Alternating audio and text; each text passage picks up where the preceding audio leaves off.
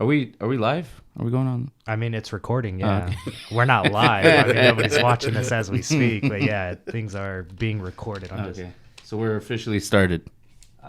More or less. Okay. Yeah. I have a little intro that I play. Okay. So before we get started, I'll play that and whatnot. But Hell yeah. do you guys need anything? I mean, you good with water? You need to use the restroom? Anything like He's that? still got Jack in his system, I think. Crazy night last night or what? No, The night before, but before we came, a little. I went to work. Definitely still a DUI yesterday, but Oh yeah, right on. What do you do for work? You don't want to say right now? no, or? I probably shouldn't, but Okay, I'm, no, You don't it's have cool. to say where. You don't have to say where you. but I could always bleep out I'm things a that you don't service want. technician. A service technician? Yeah, I work on cars. Or layman's terms, mechanic. Okay. At a dealership or? Yes. Okay. All right. I'll get the info from you later. The shall remain nameless at the moment. And again, I could always bleep stuff, and when the episode's done and whatnot, and I have it edited, I'll send it to you before I post it out. But yeah, if you guys are ready, then we'll kick it off. When's the whiskey coming? Soon. Real soon.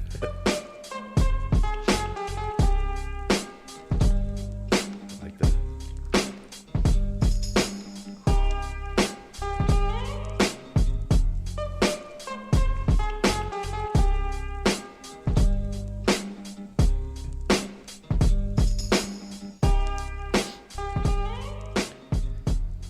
All right. Thanks for listening to the Posted Podcast with me, Nick Winning. Today I have Oscar and his brother Mike.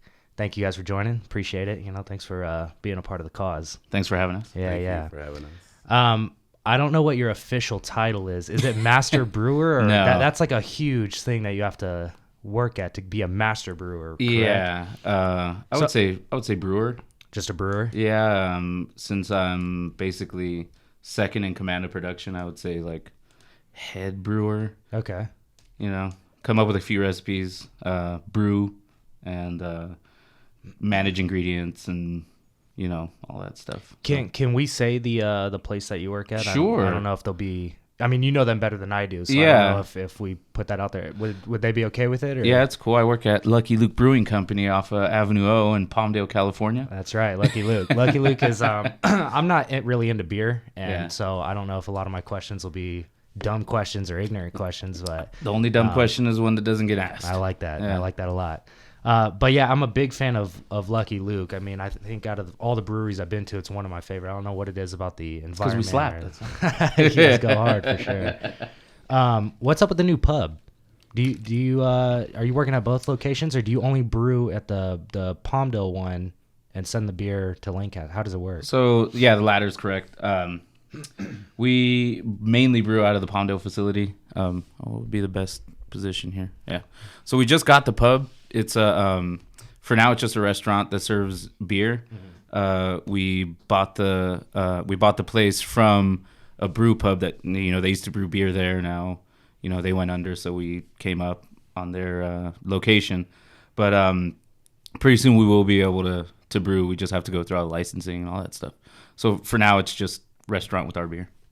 So once the licensing and everything goes through so that you guys are able to brew there, will you be doing that, or will they bring on additional people? Probably me and Brian, the owner, Mm-hmm. will probably go in there and start brewing ourselves and kind of figure out the system. Mm-hmm. Each brewery has its own sort of soul, and you kind of got to figure that out. And once we get that figured out, then we could train people. So, of course, we're going to need to hire a ton more people, especially when it comes to the brew staff. It's a big location over there, too, or a bigger venue, so to speak, right? Yeah, there's less production space and more sitting space. Is Brian a brewer as well? I mean, he knows his stuff when it comes to all that. Oh, yeah.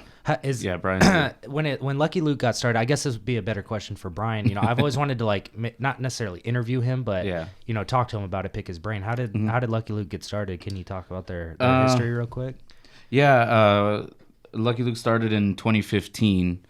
The whole inspiration behind it was Brian's great grandpa, who was kind of a jack of all trades. He was like a handyman. He was a mechanic. He was a welder and carpenter. All of these sort of occupations, sort of old timey stuff that dudes really don't do anymore.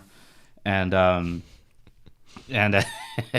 So Brian was like, you know what? Like, I kind of like this sort of rustic concept, of like old timey occupations. So a lot of our beers are occupation names, like the Scrivener, the Millwright.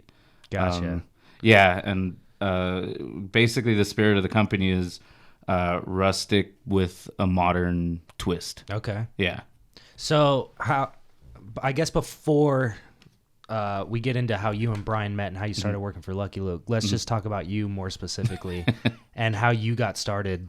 I guess where did all begin? Where did you start? Talking about like home brewing? Yeah, I Okay. get how does one become a brewer? I know like for a tattoo artist, like some people, they know somebody and they start Yeah. tattooing out of the house or whatever. But brewing beer, I mean, how did that start for you? Me and my cousin Gabe sort of get into things together, and now he's the sales manager at Lucky Luke.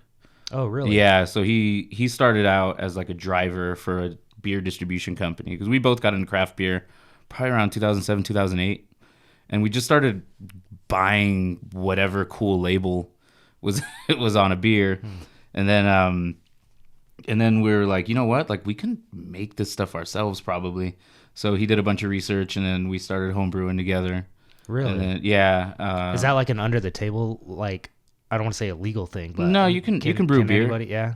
I You think just can't sell it, or you can't sell it because I think it's the ABC, one of those alcohol regulation companies or boards, whatever the hell it is.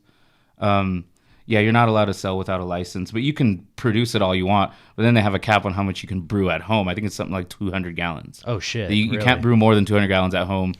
You have to document all this stuff too. So Yeah. I have buddies who, brew a ton of beer, probably more than 200 gallons a year. But Yeah. nobody's really keeping track of that stuff. Yeah, yeah. But it's sort of one of those like honor system sort of things. All right, fair enough. Yeah. Yeah, it makes sense. So we got into home brewing, and then we got deeper into craft beer. We started visiting breweries, and at the time, there wasn't a lot of craft breweries in our area or like outside.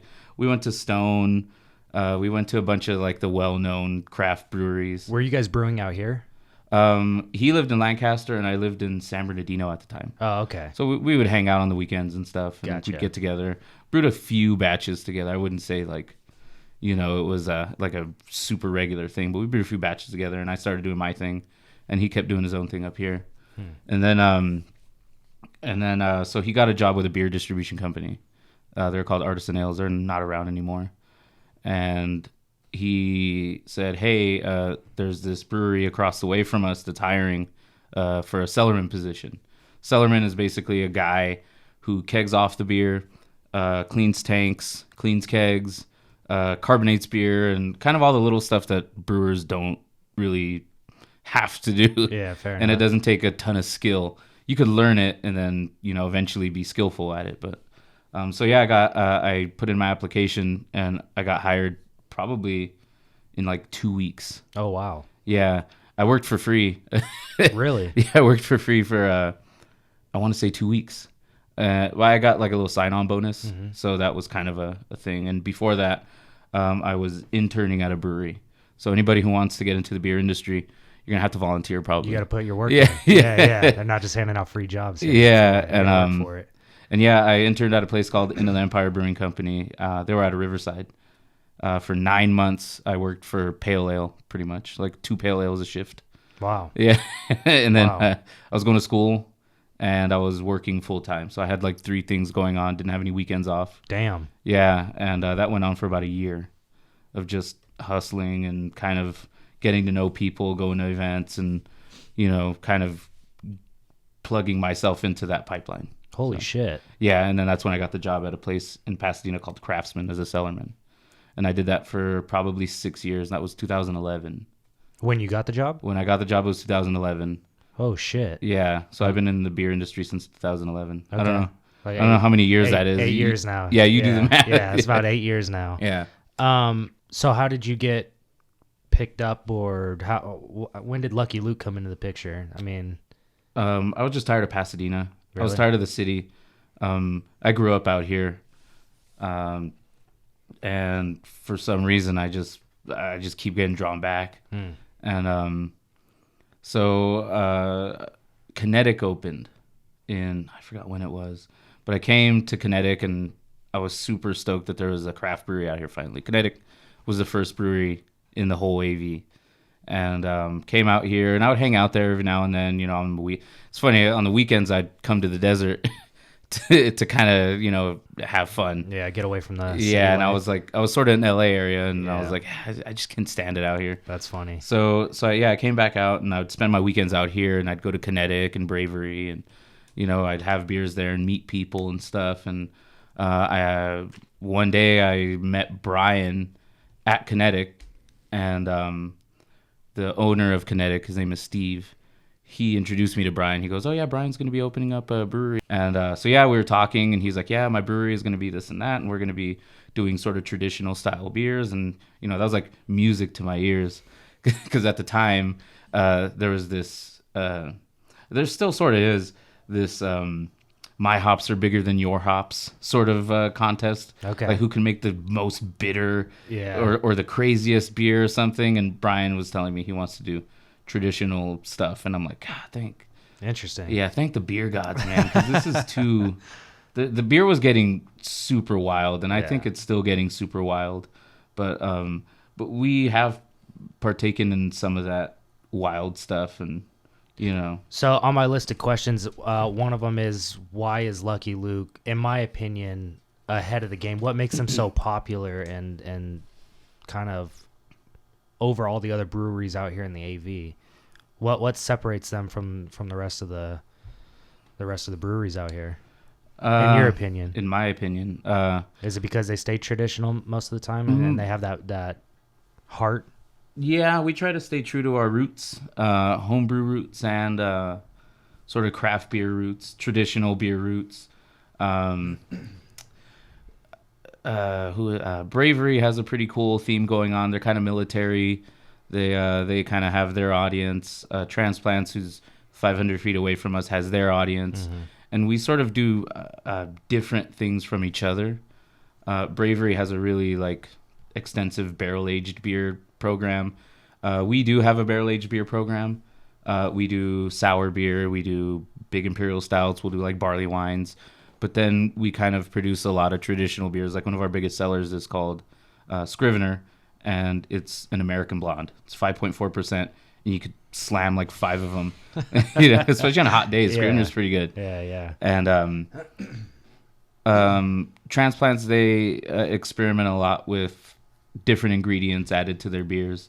A lot of fruits, a lot of chocolate, a lot of kind of, we call them adjuncts.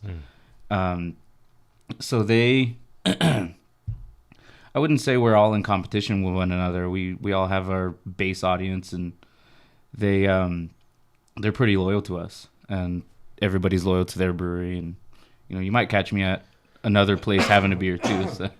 Do you guys have a good? You guys are okay with Transplants being that close and whatnot? There's no rivalry or there's. I try not to think of them as I try not to think of anybody out here as competition. We're all craft breweries. We're competing against Budweiser and Coors and Miller. That's our real competition. Would you say that maybe not your angle, but maybe Brian's angle? What is it to see his beer on shelves and being as popular as Budweiser and Bud Light? Or I think if you ask any craft brewery owner, that's probably the goal. Yeah.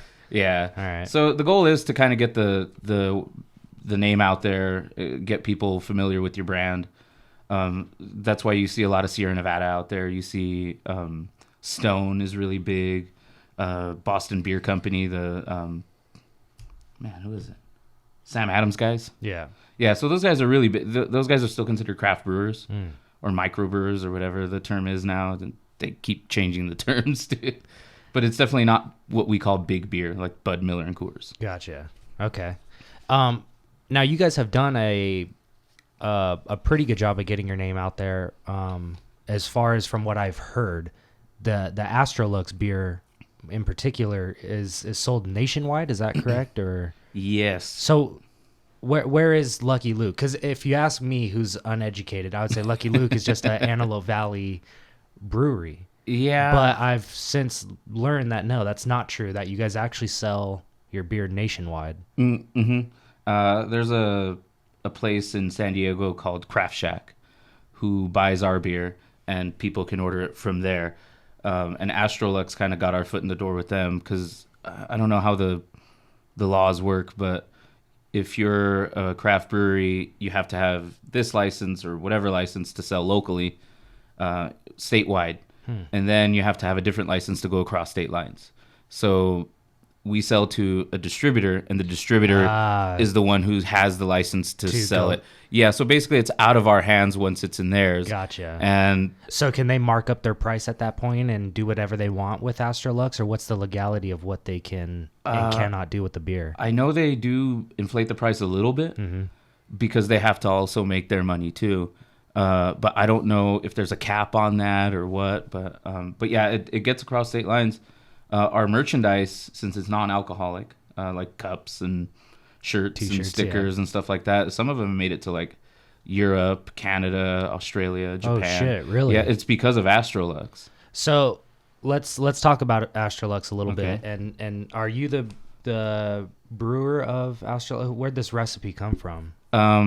So Astrolux, the very beginning of Astrolux, Strung Out is a pretty popular punk rock band. And I went to a punk rock show, and one of my buddies invited me to an after party of one of the bands that was playing. And I was hanging out. We were having beers and, hanging out with other musicians and stuff. And Jake Kiley, the guitarist from Strung Out, walks in there. And I'm like, holy shit, it's Jake Kiley. And then we start shooting the shit and got to know one another. And it was a pretty crazy night. And I ended up with his phone number in my phone, and I don't know how it happened.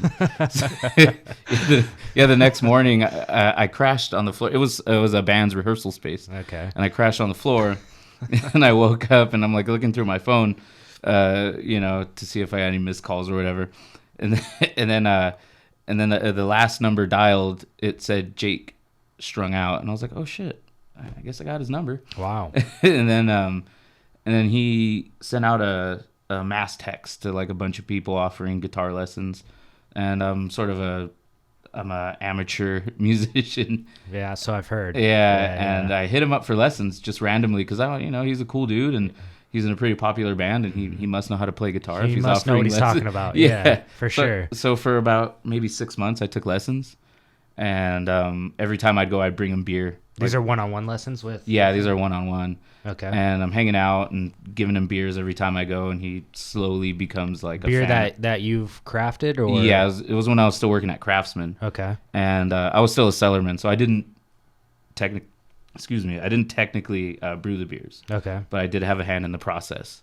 So I'd bring him beers that were from the place where I worked, or if I saw something he might like at a store, I'd bring it to him, and then fast forward to me getting the job at Lucky Luke, and we brewed our first hazy IPA called Cog in the Machine.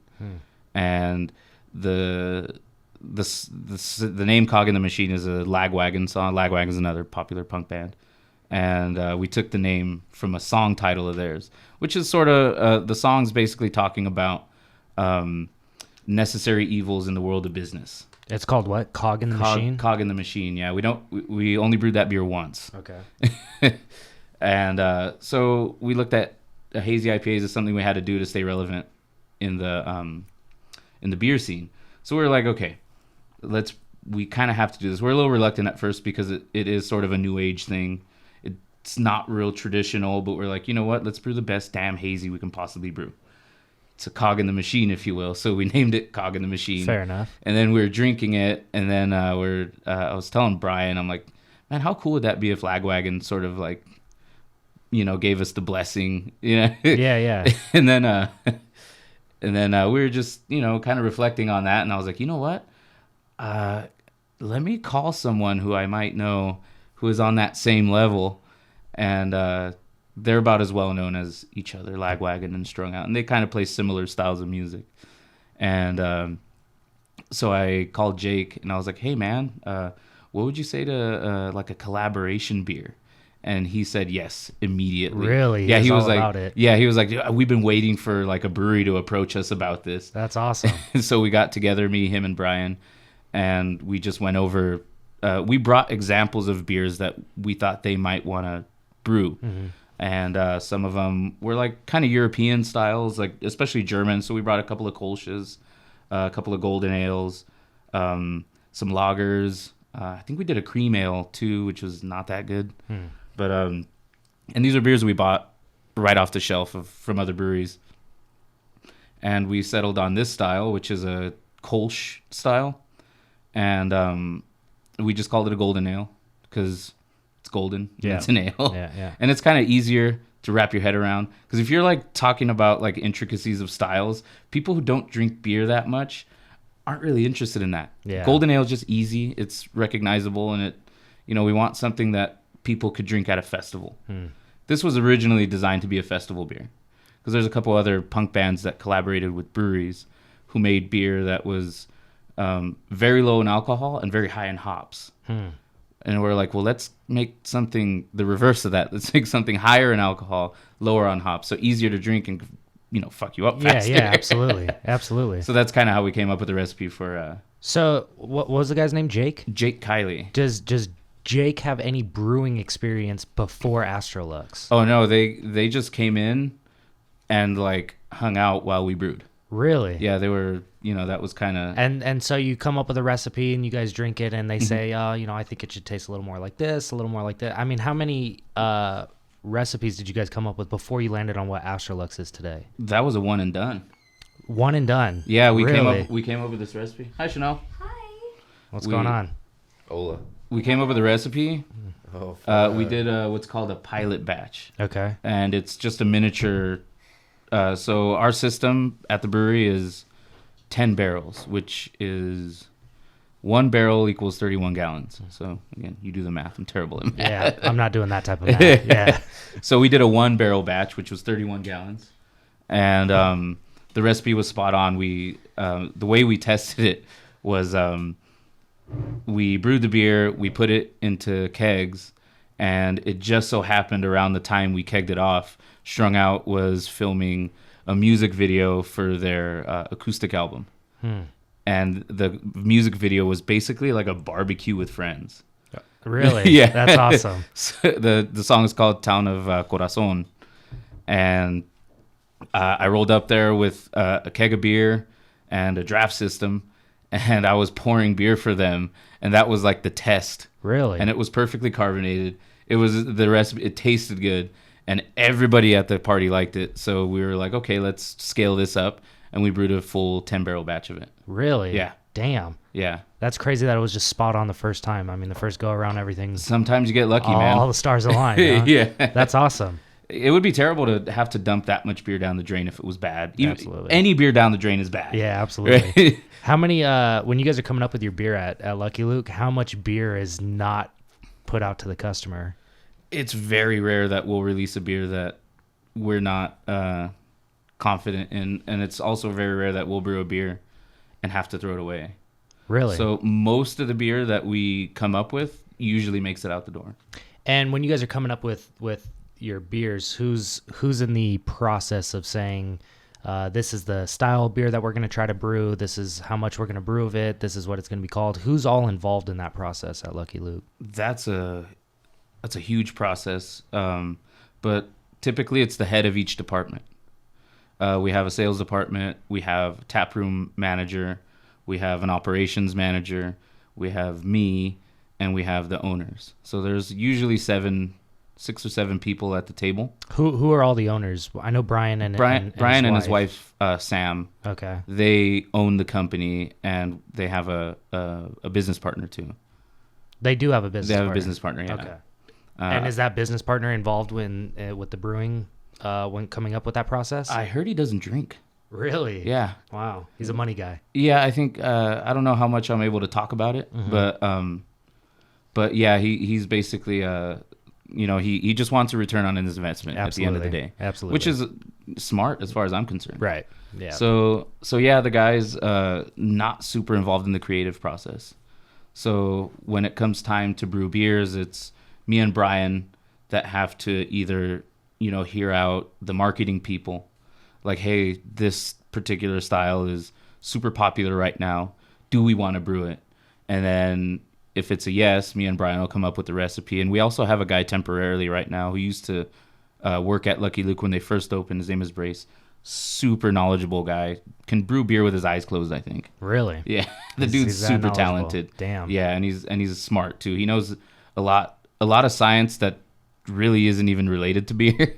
Oh, really? Yeah, he's just one of those guys. All right. And he's involved in the process for now, but I think he's getting ready to leave. He's only here 2 days a week. So wow. But yeah, those 2 days are super valuable to us, and we try to get as much information out of him as we possibly can.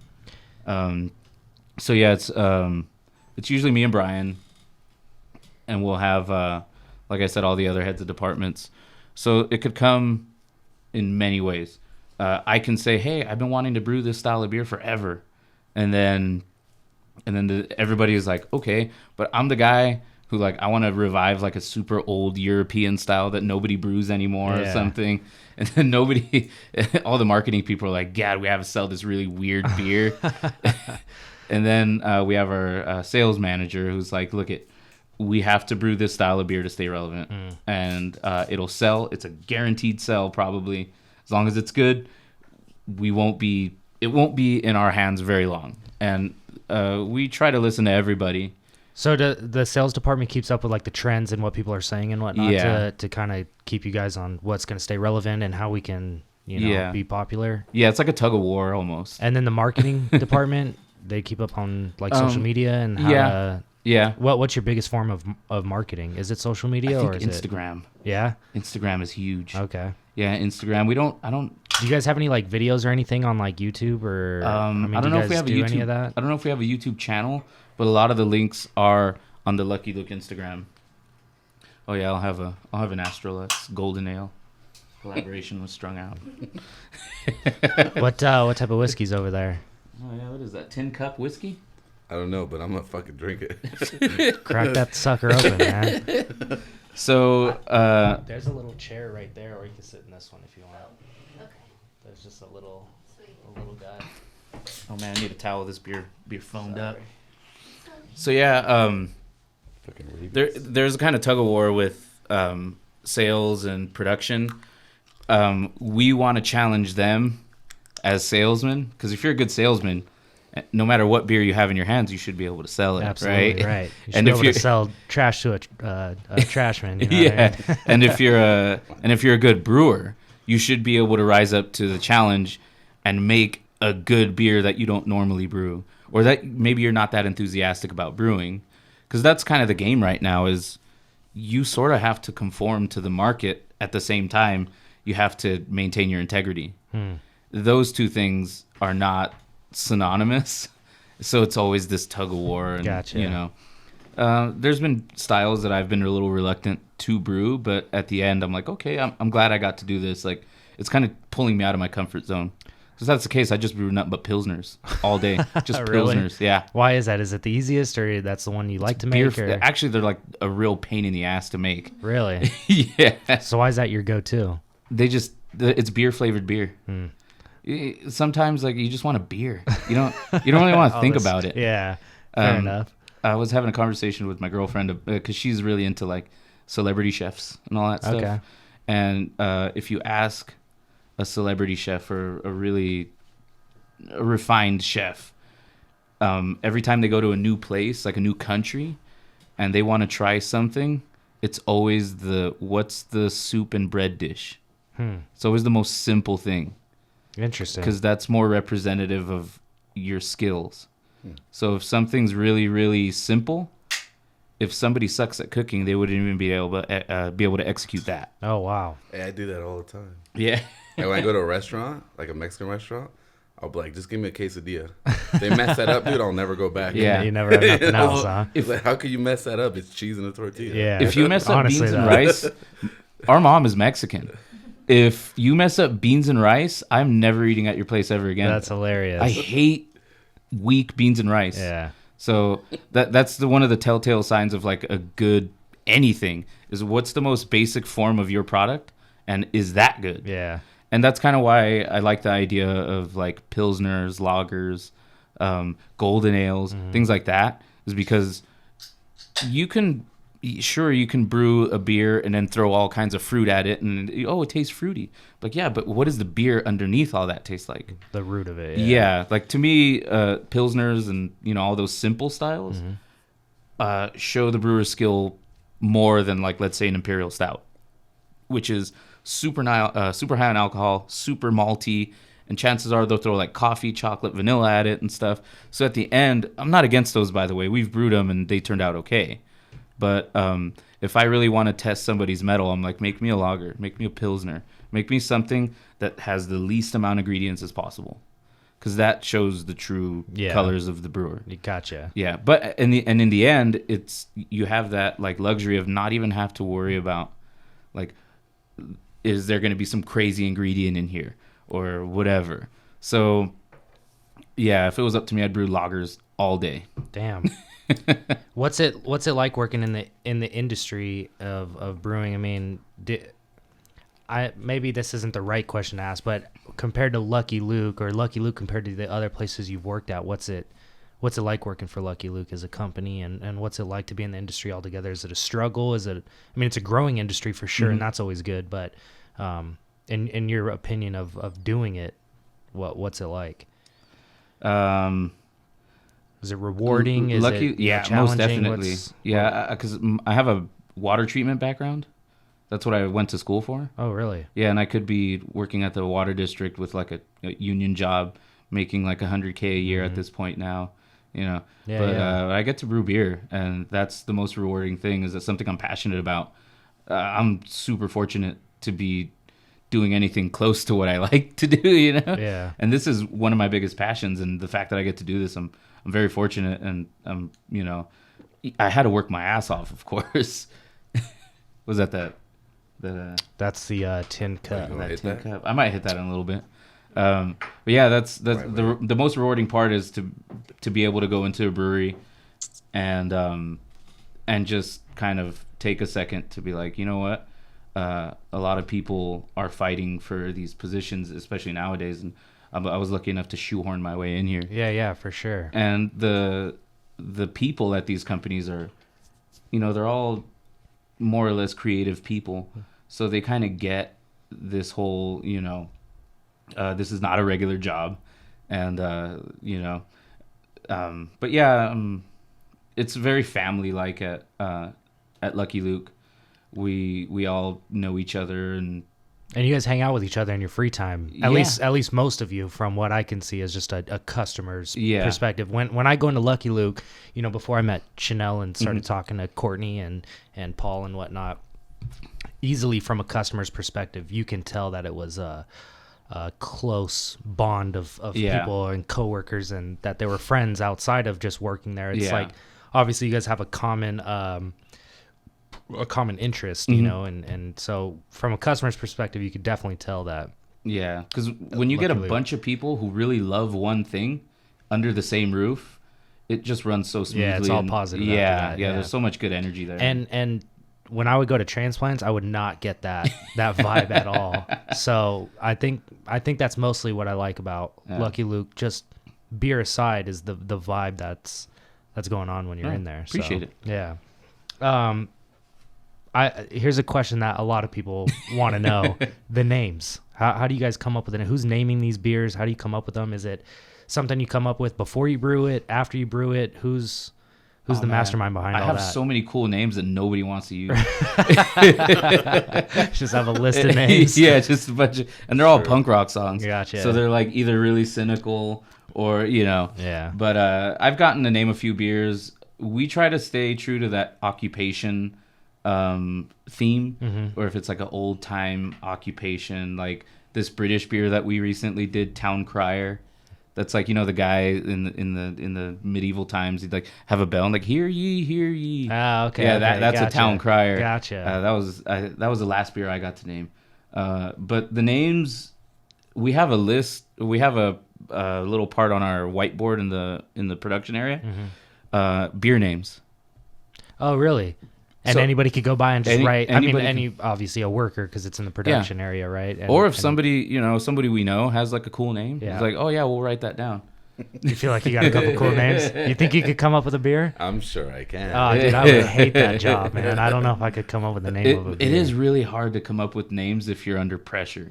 Like, hey, this beer is releasing next week. Yeah. We need a name. Yeah, I couldn't do that. And then we have to just come up with something like on the fly. So we have a list of names that we can resort to if we're sort of short on ideas. All right, fair enough. Yeah. That's cool. So it's not one individual that's coming up with these names. And no. Is there an approval process? Does everybody get together and vote yay or nay on it? I would say it's ultimately up to...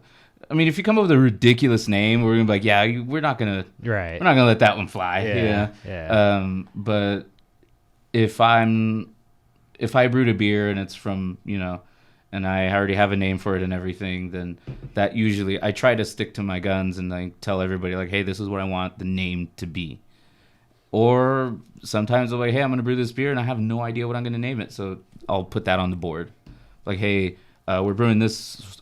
We have a rice lager in the works for 4th of July. Okay. I don't even know what's gonna be named yet, but there's like a bunch of names written down somewhere. Yeah, so the names don't come before or after the beer. It has nothing to do with the style of beer. Yeah. I mean, it's just the name, and then the name is what it is. Yeah, the name usually comes secondary. Okay. But sometimes I've had a cool name, and then I'm like, okay, we could probably put it on this beer or whatever. Yeah, you have a style that name would mostly go with this style of beer or whatever. Yeah. How do you guys come up with the beers on what you want to brew? Is it? I mean, obviously you guys have your known stuff, right? You have your seasonal stuff, and then do you guys just get like a bug up your ass and it's like, I want to try this style of beer or with this? Ultimately, is it going to sell is like the main thing, because I can sit here and say, oh, I'm going to brew this really obscure, ancient German style. Nobody's going to want a Rauch beer or something. Rauch beer is like smoked, pale ale sort of thing.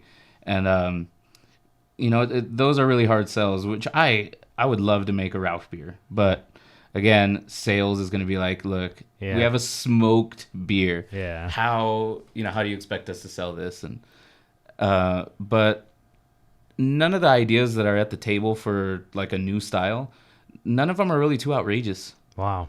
Yeah. Again, it's just beer. Yeah. Who's running your marketing department? I mean, are the people who are in charge of that stuff also involved in the day-to-day operations? Yeah. Or do they specialize in marketing and that's all they do? Sam runs our social media, and I think a couple other people have access to the social media too. But we have people like taking pictures for us. We have a really good guy. His name is Dieter. He has a company called New Perspective, who does beautiful photo and video work. Okay. And I guess our marketing, Sam, goes to him for any photo needs or whatever. But he's one of our main guys. We also have artists that work on the labels.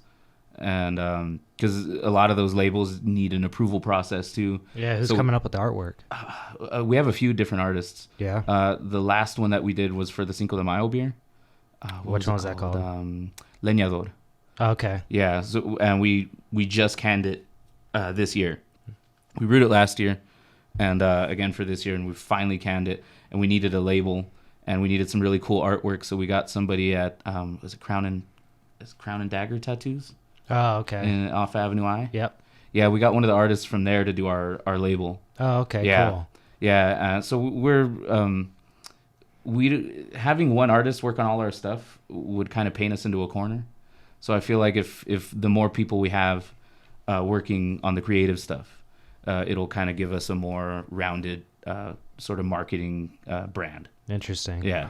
Those boards that you guys post up with the name of the beer. Oh yeah, that's Heather. Heather, the first Heather, the right? Blonde Heather, yeah, gotcha. Not the redhead. Okay, yeah, interesting. Yeah. And I know like Astrolux was not being served, the past month or so, right? I mean, it was out for a while. Yeah. So you guys keep the boards then, and when beers come back, or when beers come back, you post them back up. Yeah, we have our seasonal stuff. We have like a stash of boards especially for like Oktoberfest or something, which is a pretty high volume time of year. Everybody wants to drink beer during Oktoberfest. So we have our signs for like Oktoberfest. We have all of our decor and everything. So it is a very like hands-on kind of company. A lot of people wear a lot of hats. Gotcha. So yeah. Those are usually the best companies in my opinion, because you get, everybody's involved in a little bit of everything. Yeah. So they're passionate about it. You know what I mean? You Yeah. get you obviously run into a lot of issues where people are, no, I think it should be done like this and like this. But I think creativity wise, that's always a benefit, having people. Yeah. It's kind of, wear multiple hats. That's kind of why I like punk rock as a kid, because like it was like, oh man, the dudes playing the music are putting out the music, and then Yeah, absolutely. And that was very like DIY for me. And that's kind of the way craft beer is. It's very DIY. It's like, oh, this guy owns the company. He brews his beer, and he hops on Instagram Live every now and then and like shows people the progress of the company. So that's kind of what I like about, especially with the new age, the social media age of craft beer. But it's also, again, it has its ups and downs. It's a double-edged sword. Yeah, right. Because you can, on one hand, you can say, oh, the dude owns his own company and he makes his own beer and runs the marketing and everything. But then the guy runs his own company and does all the marketing. And, you get spread really thin. Simple or one-minded. So, in your opinion, what do you think the biggest challenges is in brewing beer and more specifically for Lucky Luke? What do you find is the most frustrating or the most difficult thing to do in your position? Process is key, because if you have a bad process, you're going to have a bad product ultimately. And I try every time I brew to nail down the process as consistently and as accurately as I possibly can, because we do a lot of water chemistry too, because it's weird the way the Antelope Valley water works. Is we have 3 different sources of water at any given time of year. We can have city water, we can have groundwater, or we can have aqueduct water. And they all have different chemistries, and they all give us different results in our testing throughout the brew process. Oh shit. So we have to stay on top of our water chemistry, because we'll get large fluctuations in, let's say, pH or alkalinity or calcium or whatever. And that to me is one of the most frustrating things, because we don't have a consistent supply of water. Wow. I mean, it doesn't change all the time. It'll probably change like 2 or 3 times a year. Yeah. But still, that's that's enough to throw it off for sure. Yeah, like if we get it on the day that it changed, we're going to have to make some major adjustments mid-brew. So, wow. And we take 3 or so tests for pH per brew. We'll do, we don't do a lot of other water treatment besides alkalinity. We'll add salts to our water to bring the pH up, or we'll add acids to our water to bring the pH down. So, and that all depends on the supply of water. Damn. That's just one of the frustrations. So, and that kind of brings me into my next question, which is probably the biggest question, is what is the process of brewing the beer? I mean, there's a lot of science and math and shit that goes into it. Yeah. So from start to finish, what's the process? And that's probably the biggest question, because I've told quite a few people that I was going to have this interview and I was going to be able to pick your brain. And do you want the long? I mean, we have all day, right? Yeah, I mean, we got time if you got time. Yeah, I got all the time in the world, man. I got beer and good company. That's man. Right. So it all starts with your 4 main ingredients. It starts with water, grains, hops, and yeast. So those 4 components are necessary to make beer by law. Some beers you don't even need hops. Some sour beers that we do, we throw like an ounce of hops into this giant kettle. So, oh shit! Yeah, it's all diluted. Yeah, because they're not even that big of a part of the flavor profile in the end. Oh wow! Yeah, and there is a legal amount of hops that you have to put in beer in order to call it beer.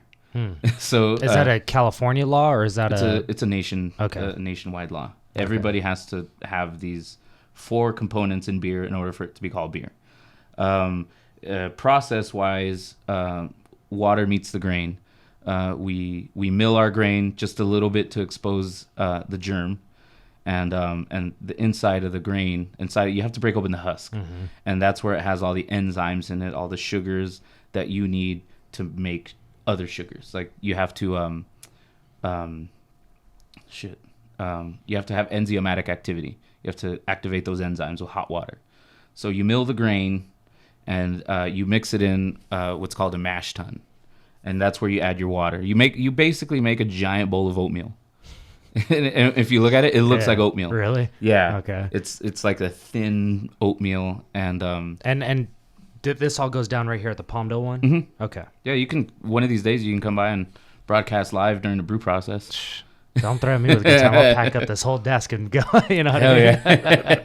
Right on. So in the mash tun is where you make your mash, and that's where you get your. That's where you add your pH balancing ingredients like salts and acids, and then you let that sit in there for about an hour. Some mashes go longer. Typically, a mash goes for about an hour. And that's where all your enzymatic activity happens. That's where the hot water activates those enzymes, and they create sugars. Sugars are necessary to make alcohol, and I'll explain that in the fermentation process. Okay. So you got your mash. That's going for about an hour, and then you have to basically separate the liquid from the grain. And our mash tun has a false bottom. Every mash tun has a false bottom, and so basically it sits on this grate on the inside of the mash tun, and there's just a little bit of space under the grate and the very bottom of the mash tun. That's where like that sweet liquid collects. And then after that, you do a vorloff, which basically gets all like the husky stuff that made it through the grates, and it just puts it on top, and it compacts your grain bed. So, and this is all pump driven. So we do that. That's called a vorloff. And then after that's called runoff. Is where so it's sitting in this in this grate, and you have this compact grain bed, but you still have water in that grain, so that has to come out, and we pull it from the very bottom, and that grate blocks any grains from coming in. So we pull just that straight liquid, and we transfer that into our kettle, and then after those are called first runnings. That very first. That's the richest wort that you can possibly get. Oh, really? Wort is basically unfermented beer. And you transfer it all in there, and then you re-wet that mash, and basically that's called sparge. And that water showers over this grain bed, and it travels through between the grains, picking up sugars along the way. Okay. And then we pump that out, and it's this big cycle, so it's just constantly moving. And it pulls all these like grains or these sugars and proteins and all this stuff that's fermentable, and that gives the beer its character. And that it goes into the kettle, and that's and then we boil the beer, because you have all kinds of imperfections in there already, so you have to boil all that stuff out. And then that's where we add our hops. That's where we add sometimes we'll add other ingredients in there, like for our Barber. It's an American wit that uses 2 pounds of toasted coriander. You do that. Excuse me. You do that after the boil. In the boil. In the boil. Yeah. So is it fair to say that all beer is brewed the same up until that point, and then that's when everything gets? Yeah, the same processes have to happen. Everybody has their own way of executing them. Yeah. But yeah, ultimately you have to mash, you have to run off, you have to sparge, and you have to boil. Okay. And then does beer boil at the same temperature as water? 212 is a standard. Okay. Up here we're at a higher altitude, and water boils I think at 206, something like that. So yeah, like if you're down at sea level, I think it's 212. Okay. Something like that. Or if you're at a lower altitude, and so yeah, we boil it, and then that's where we add our hops. And different beers take different amounts of hops at different times. I always compare it to like if you're a tea drinker, the longer you let that tea steep, the more bitter your tea is going to get. And that boiling tea or heating up coffee for too long, it releases tannins. Tannins are like what's in dry wine. If you ever had like a dry ass red wine, just dried your mouth out, yeah, those are tannins. Okay.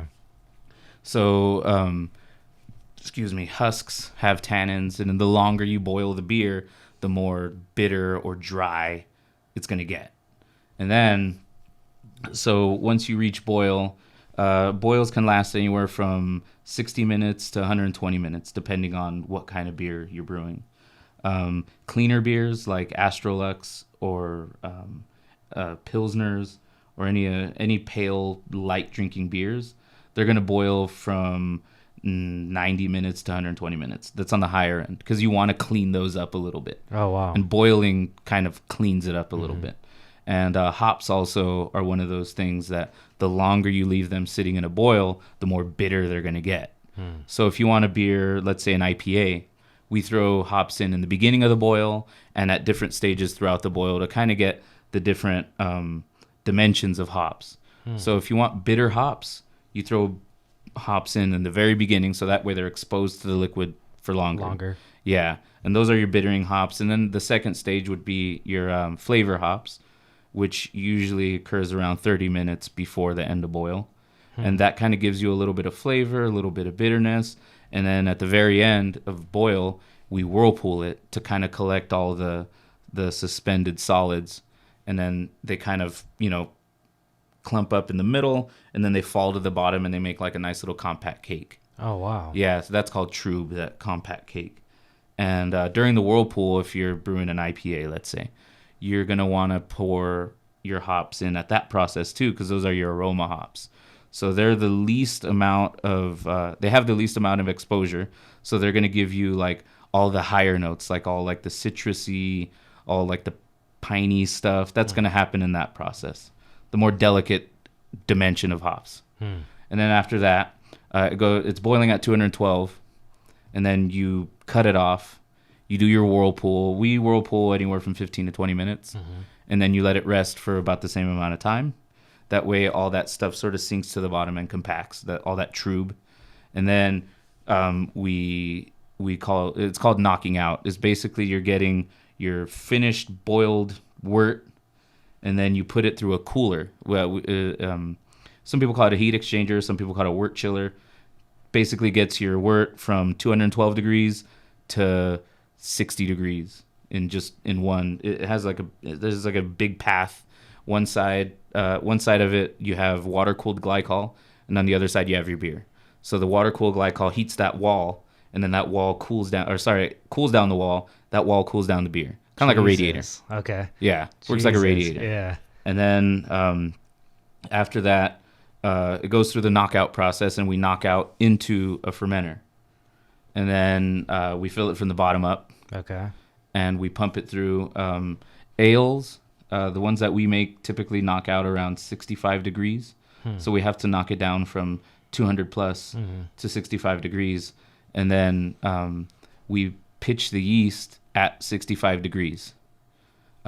Normally, I mean, there's a bunch of different yeasts. Lager yeast, you have to pitch them at around 49. Oh, shit. Yeah, so the colder the beer needs to be in the fermenter, the longer it's going to take for it to get from boiling through the wort chiller into the kettle. Because the longer it sits in that wort chiller exposed to the cold, the colder it's going to get. So yeah, that's one of the reasons why lagers are a real pain in the ass to brew. Gotcha. So it goes from there. We pitch the yeast close to the end, and then yeast activity kind of creates heat. So we call that free rising.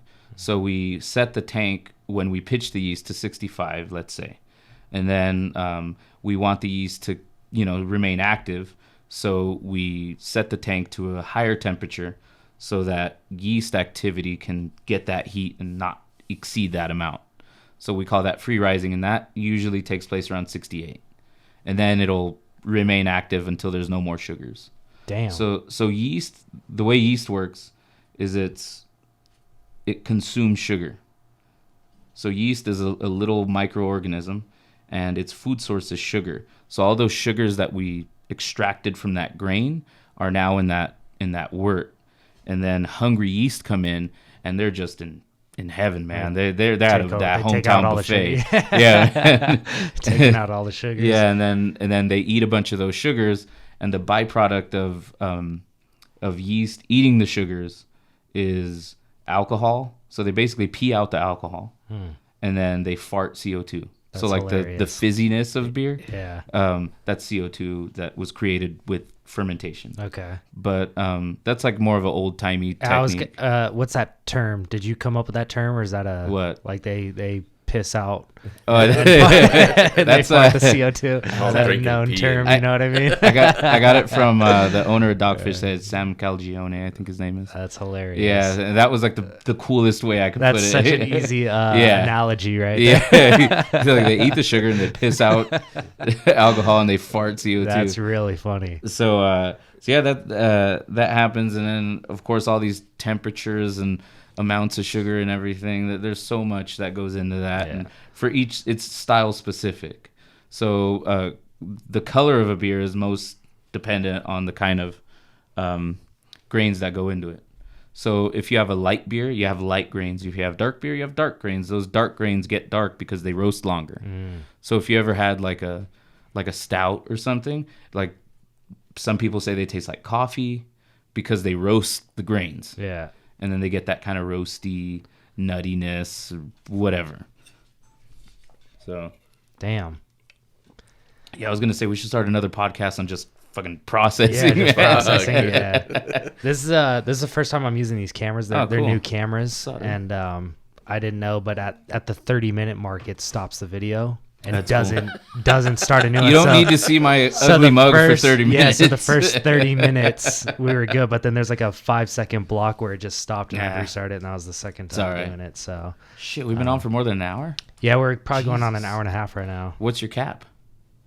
Until the story's done. So yeah, in a nutshell, that's processing. So you know, just to recap. That's a nutshell? Yeah. So big ass nut. So you need so sugar, water, hops, yeast. So what's your day to day when you go in? I mean, obviously you have multiple beers going at different processes and whatnot. So you have like a giant clipboard where you're like, fuck, okay, Astrolux, I'm at this stage, and so on and so on. What do you do on a day to day? That's the fun part, is that there's not a single day to day. There's no routine. Some days we don't even brew beer. Some days we're just processing beer that's already finished. Fucking A. Sometimes we need to brew twice in a day.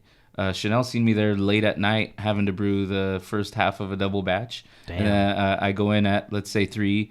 I'm out at like midnight. And then the other guy comes in after me at like 4 in. Oh, wow. And then I come in at a normal hour the next day and kind of pick up where he leaves off when he has to go. So there's 2 of you then? Brace for now, yeah. But when he's not available, Brian also double batches with me. So you have to check in and say, this is where I left off. Pretty this much, is where yeah. we're at and whatnot. But usually if they can complete the brew within their allotted time, I just let them do their thing. Like, I don't want to throw my hands in the process if they don't need me to. I can do other things. There's always something to do at a brewery. Yeah. There's like whenever it's so funny. Like whenever somebody's like, "Oh, I need something to do," I'm like, "There's plenty to do around here." Yeah, for sure. Yeah. Damn. If the floors are dirty, we can power wash them. If we have a pile of grain, we can sort through it and weigh everything out, and we can prep for the next brew. There's so much to do, and but I would say a normal brew day, I get in. We try to start at 8, so I'll get there around 8. But you guys don't open till like later in the afternoon, right? Yeah, we don't. I think day? Weekdays we open at 4, and then weekends we open at 12. But you're there 5 days a week? I'm 5 days a week usually. Starting at 8. Yeah, I was there yesterday because I had to dry hop a beer. Wow. It was just like an hour, not even that. But yeah, it's.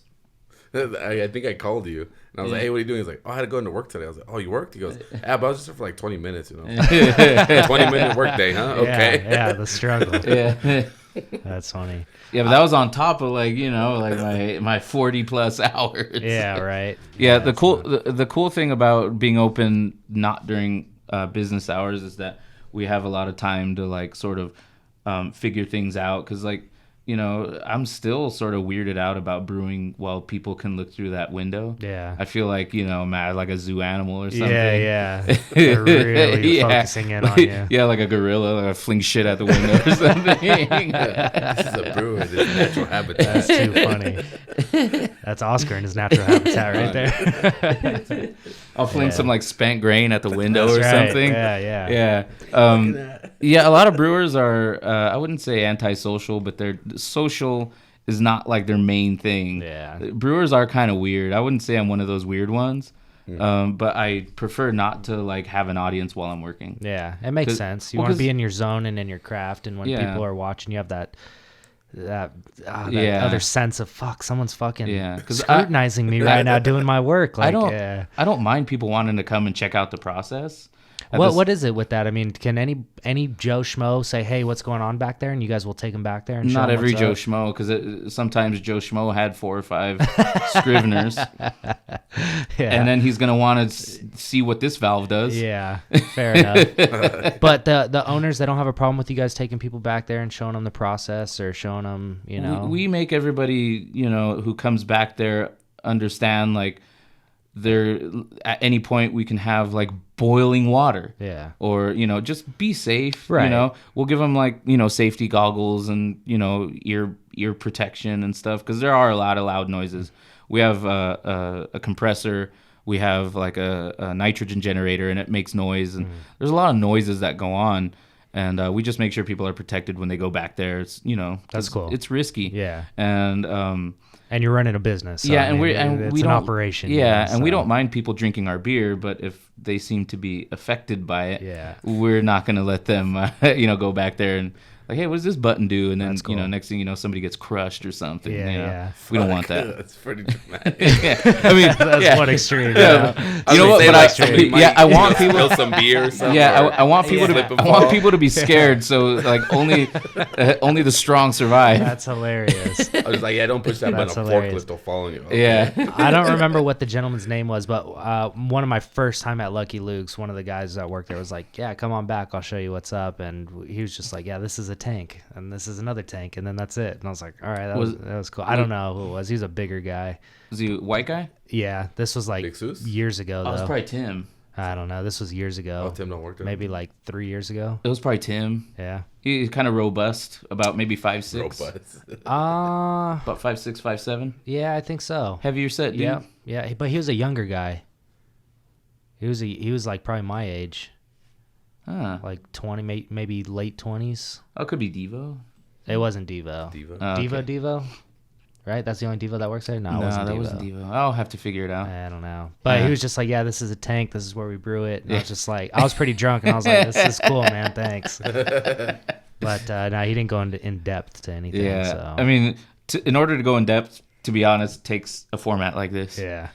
Because I can walk you back there, and I could show you these pieces of equipment. And if a typical tour, I wouldn't want it to last any more than 30 minutes. Yeah.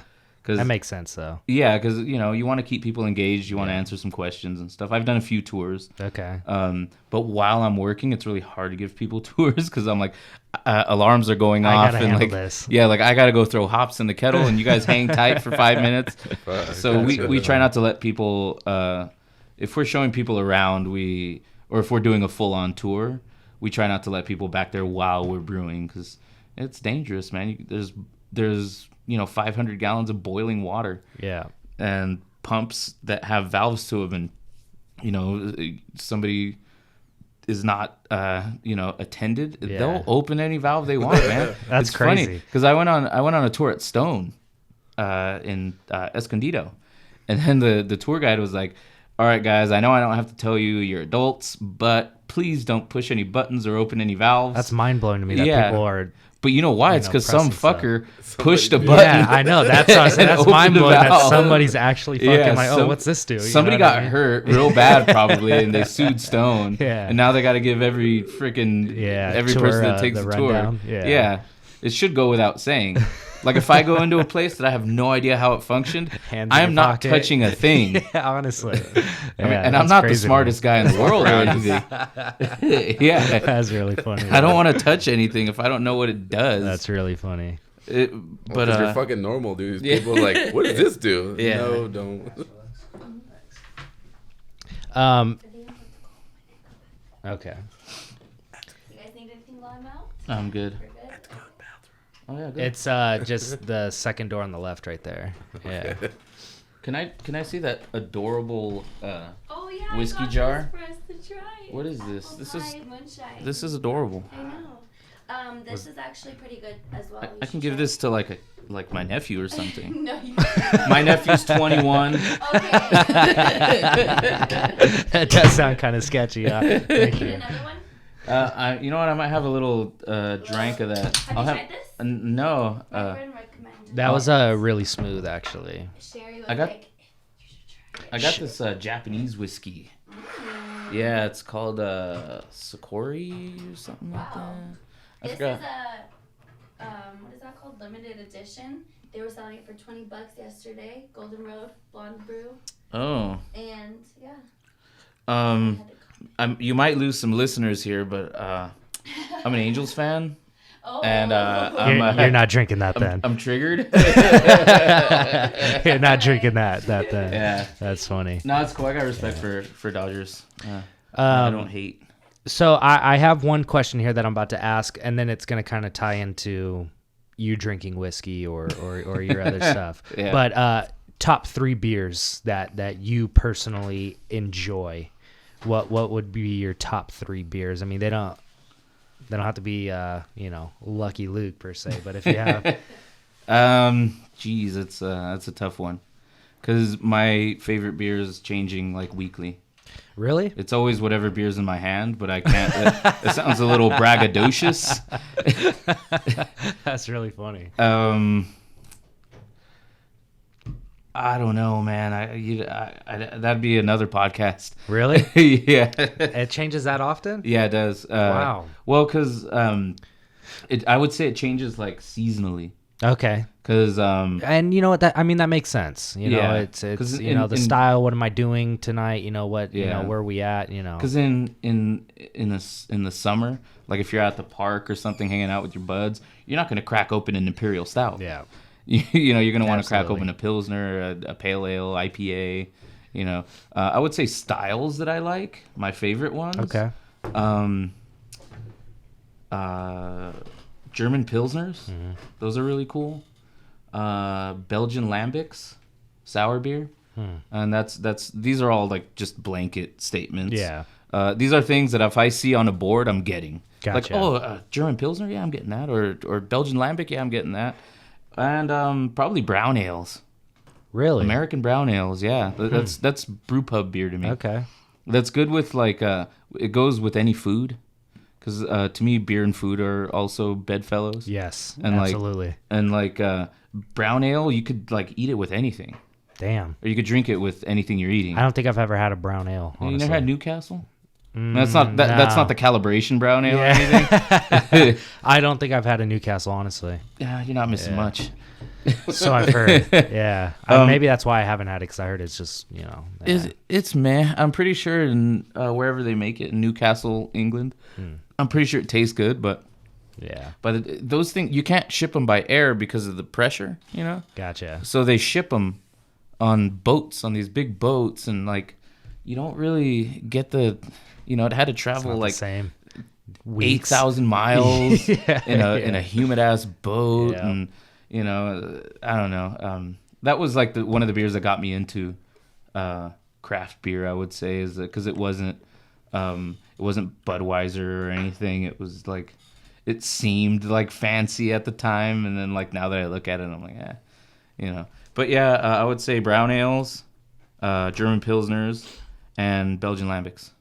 Those are like my 3 favorite styles right now. Fair enough. But when the weather changes, it'll be barley wine, Something imperial different. stout, and robust porter. Right on. It's hot, dude. The sours. Yeah, lambics. Yeah, sour beer during the heat. Yeah. I don't know if you've ever had a sour beer. Oh, I would have brought you one, man. And I could have brought a Britannia Yeah, anniversary. man.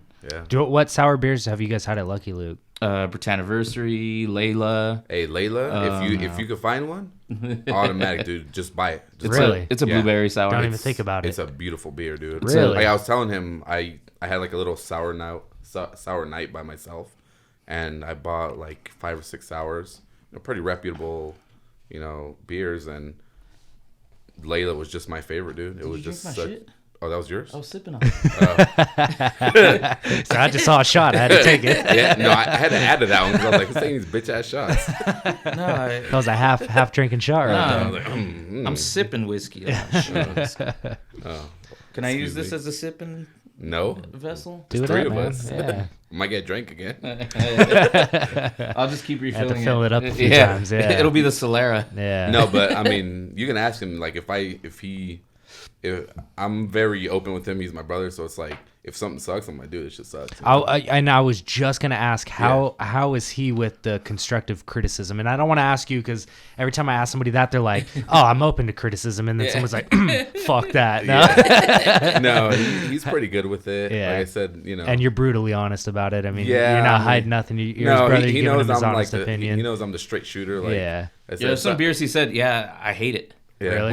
We're not gonna say names or anything. Yeah. He's like, yeah, I fucking hate that beer. Yeah, like Damn. I won't he'll tell me like I won't pay to drink that beer, you know. Wow. You know? Damn.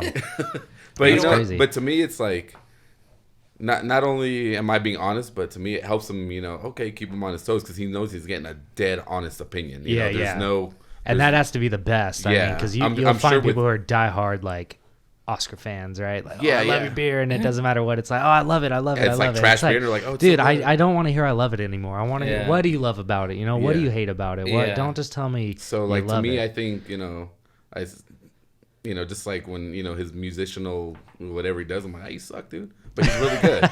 It's kind of like when your dad coaches the team and he's Yeah. always hardest on you. Yeah. Yeah. You got to run 2 extra laps. Yeah. Yeah, he's my brother. This is, but I mean, he like to me, I think he's doing awesome things like with the Astro Lux and all the beers. They're good. They're real. And I said if they suck, hey dude, they suck. I won't pay to drink it. You know? Yeah. If it's free, I'll drink it. Do you live out here? No, I live in Pasadena, Okay. so I just came out here to. How often do you come out and visit? I'm like Oscar or him, dude. Lusky Luke? I'm. You come out here on I the live weekends? out there and I'm out here every weekend. I was telling him today, dude. I was like, you know what? I was like, I'm kind of at your house a lot, dude. Like, is your girlfriend okay with it? He's That's- like, she don't mind. I was like, I think I should start paying rent there all the time. That's funny. It's man. like, yeah, Right but on. I'm out here visiting him on the reg, and him, we grew up out here, so I have a ton of friends out here. Well, All right. okay, I'm lying. I got like 3 three friends. friends. out Yeah, here. yeah. I got, like, 3 Nowadays, friends. that's a ton of friends. You know what I mean? Yeah. So, 3 consistent people you hang out with, that's a Yeah. ton of friends Yeah. nowadays. Yeah, so I got to come visit my friends on the regular, and of course, him. Yeah. And I'm always at the brewery too. Yeah. So it's like I just go because I like the counter. Yeah. That's my favorite spot to sit, too. Penny top counter. That's Yeah. right. We Yeah. have I think that it's same sick, counter dude. in the pub. too. Yeah, I've been to the Yeah. pub. I did that, dude. I got like a movie tray at home, and I super glued a bunch of pennies on it. Really? There's some epoxy. Epoxy it, Yeah. Chanel is been doing this thing where she'll find pennies like in Lucky Luke or just out and about. Most of them have been in Lucky Luke, though. And if they're heads up, she'll take them, right? And I've been collecting them. And we have a glass Lucky Luke, like where you pour the beer into. Oh shit. And I've been adding those pennies to that Yeah. cup. And when it gets full, we are going to epoxy it and You can do it on here. kind of live on the... no, not on here. That'd be hot shit, man. That would be. That's like $400. This one, yeah, honestly. Hey, I'd be in here like no reason. Like, what are you doing? I like the counter. Yeah. Yeah, but we've been taking on that like Lucky Luke tradition of trying to find the pennies and we're gonna epoxy that cup once it's all So you're filled gonna up. epoxy the cup. Like, Yeah, we're gonna fill up the cup that's with cool, the dude. when all the pennies are in there. That's cool. I told Chanel we should give it to Lucky Luke. Once Oh, once that'd be it's a filled heavy up. ass cup. Yeah, no kidding, right? But I do like that the pub did their countertop like that, and then Yeah. not only the countertop, but the part where you order Yeah. your food from. Yeah. Yeah. I did really like cool. that as well. Have you been to the pub then, I'm assuming? Yeah, What are your thoughts on the pub? Honestly, that's why I'm asking you and I'm and not saying Oscar. nothing. Yeah. Well- because I have my own thoughts on the pub. Yeah. Well, I'm not a fan of IPAs. I'm totally not a fan. Me neither. To me, they smell like pennies. I don't like it. Oh, really? To me, when I drink it, I feel like I get a mouthful of pennies. Yeah, I don't like that. I don't like that. I'm not like a fan of aftertaste. IPAs. And when I got, But the Chief Matueka, is that how you say it? Yeah. That is a bomb ass IPA, and I fucking hate IPAs. it's okay. But anyways, After you're done, I'm gonna like tie up some loose ends here. Okay. no, but, enough. well, I mean, the food is good. The food's good. The atmosphere, I guess, everything's still new, so everybody's still coming together. They're trying to, build up that cohesiveness, and I just hate they had 4 IPAs, and I don't drink IPAs. Yeah. They had like 2 beers I could drink, and the rest were IPAs. I was like, but they're new, so Yeah. everything's still, coming down. And I saw Brian there actually. I was like, hey, dude, cool place, whatever. And he was like, cool, thanks, have a good time. Is Brian personable in your opinion? You know what? Brian's a cool dude. Brian is Every time I see him, he's got that face of don't fucking talk to me right now. You know what, dude? Because... And I mean, respectfully so, he's at his business and he's running an operation and, you know, he's making moves. So I get it, but no. I didn't know if that's... No, Brian's totally... So I've seen Brian, how he looks, but then... Third party, I've witnessed him just interact with his family and his kids, and I was like, "Fucking A, that's a man right there!" Like, hats off to Brian, dude. Like, Brian. I've seen him talk to his kids and what he wants out of his kids.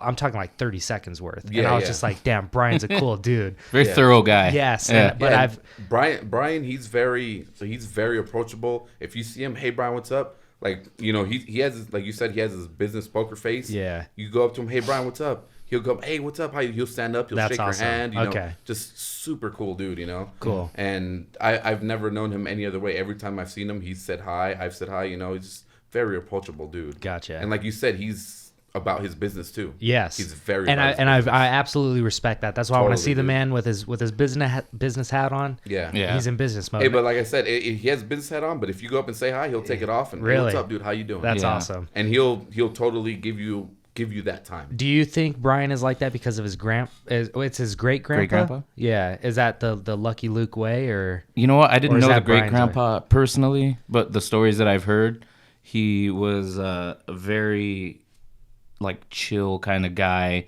The cool great grandpa. You know, he was saying like because it was funny when I got hired there, I got access to the music in the brew house. And the what? The music in the brew house. Like I got access to play music in the brew house. So I got access to the company Pandora. Gotcha. And I had to make a Merle Haggard station. Really? There was not a Merle Haggard station yet. And then the brown guy gets hired, and then there's country music now. That's hilarious. But he was saying that station reminded him of his grandpa because he's like, dude, my grandpa, he would hang out in his shop. Drink margaritas and listen to like Hank Williams all day. Oh wow! Like that was the great grandpa. Man, that's cool. Yeah, wow. and I guess he just sounds like a chill dude, and it seems like Brian got some of that because, again, very business minded, but not so business minded that it obstructs his ability to be social, to be human. Yeah, because he is the face of Lucky Luke. Yes, he's out there more than any of us. Yeah, and he has to.